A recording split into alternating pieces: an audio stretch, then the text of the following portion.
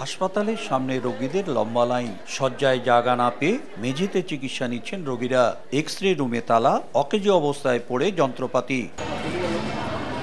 সৈয়দপুর ১০০ শয্যার হাসপাতালটি আশপাশের ৮ উপজেলার প্রায় ২০ লাখ মানুষের ভরসা স্থল। ১৯৬২ সালে স্থাপিত ১৭ শয্যার হাসপাতাল স্বাধীনতার পর ৫০ শয্যায় উন্নীত হয়। ২০১৩ সালে ১০০ শয্যায় পরিণত হলেও ৫০ শয্যারও কম জনবল নিয়ে চলছে কার্যক্রম।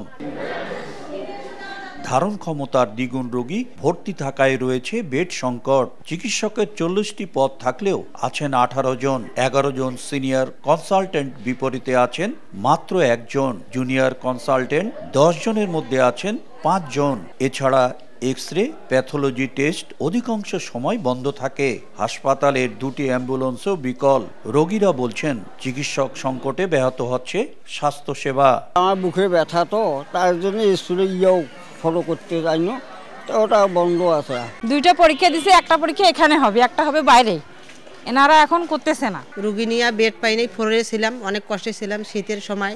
স্পেশাল নিয়োগ প্রক্রিয়া শুরু হয়েছে। দ্রুত চিকিৎসক সংকট কাটবে বলে আশা হাসপাতালের তত্ত্বাবধায়কের। আমরা কিছুটা চিকিৎসা সেবা দিতে বাধাগ্রস্ত হচ্ছি, যদিও ঔষধ এবং অন্যান্য লজিস্টিক সাপোর্টে আমাদের কোনো সমস্যা নেই। ৩,৫০০ ডাক্তার নিয়োগ হয়েছে।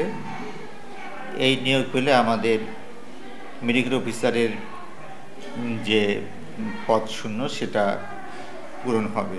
হাসপাতালে প্রতিদিন আউটডোরে প্রায় ১,২০০ জন চিকিৎসা নেন, আর ভর্তি থাকেন ২০০ থেকে ২৫০ জন রোগী।